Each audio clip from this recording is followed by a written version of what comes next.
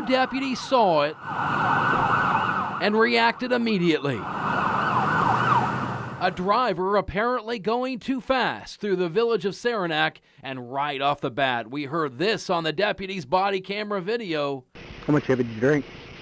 Actually, that's actually old, but, I've had 3 or 4. 3 or 4 beers? The video indicates the deputies found alcohol in the vehicle as well. The tough questions began. Have you been drinking while you were driving at all, man?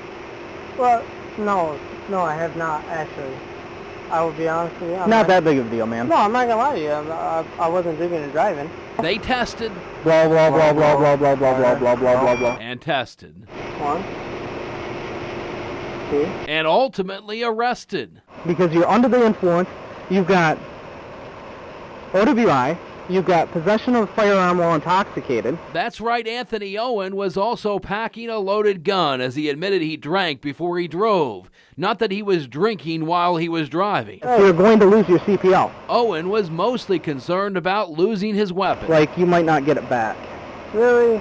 You can't possess alcohol, you can't have alcohol in your system and have a handgun. 6 months later, this is Anthony Owen in court, perhaps about to get his gun back. After all, he was about to be a free man. Probably would help if you didn't drive it the way you were driving. Owen was clocked by deputies at 43 miles per hour in a 25 zone on Parsonage Road in Saranac. You can hear the banter between Owen and the deputies that September night about having to stay slow. It's hard to let off, It's not hard to let off. All you gotta do is literally just let off on the gas. That's all there is to it. Oh, yes, you're It comes down to it. Yeah, you're That's not all lying. you have to do. You're not lying. Especially when you're in the village and it's only a 25 mile an hour zone. Or is it 25? That was the question answered by this man, Ionia County District Court Judge Raymond Vogt. In a shocking turn of events last week, we watched as Judge Vogt decided the speed limit on that road wasn't really 25 miles per hour as posted. It was 55, the state's default speed limit. And because Owen I've had 3 or 4. was going 43 miles per hour in a 55 zone, he wasn't speeding, and that means all of it. Because you're under the influence, you've got OWI, you've got possession of a firearm while intoxicated. Goes away, case dismissed.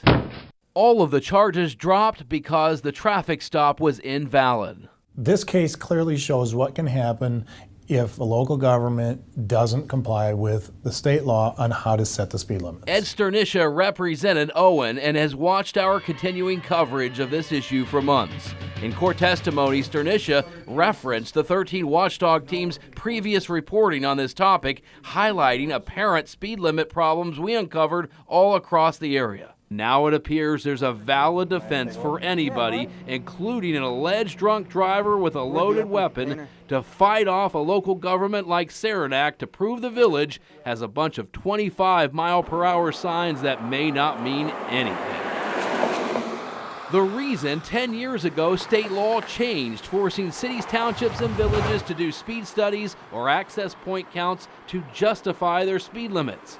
Lieutenant Gary Maggie of the Michigan State Police has testified in court and also told us he believes limits can't be enforced if the locals don't document any studies.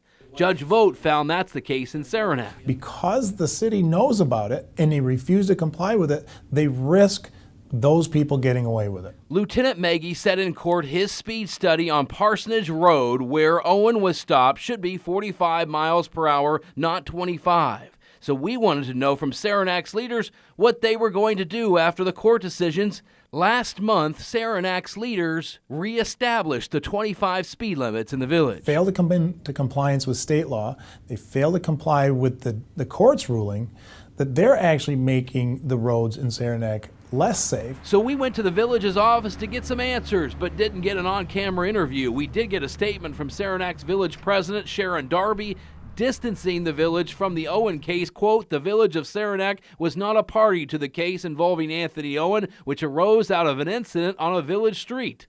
Later in the statement, President Darby did seem engaged to take on any future cases involving Saranac speed limits. Quote, the village will take all steps necessary to enforce its speed limits. We questioned the statements made by the village's president and got another response. The village's attorney, James Duzema, sent WZZM-TV a message back warning us of possible libel slander issues, a possible extortion claim against us, and he warned our television station about future claims against us from convicted speeders in Saranac. Duzema wrote, quote, "Proceed at your own risk." We never did get clarification on our questions. It's got to stop. Senator Rick Jones is the chair of the Senate Judiciary Committee and has said for years local governments need to comply with state law by basing speed limits on scientific methods, not some arbitrary number. He says Saranac's decision to keep 25 after the judge's decision is unacceptable. What will happen if they're posted properly, they still will catch violators, they'll still write just as many tickets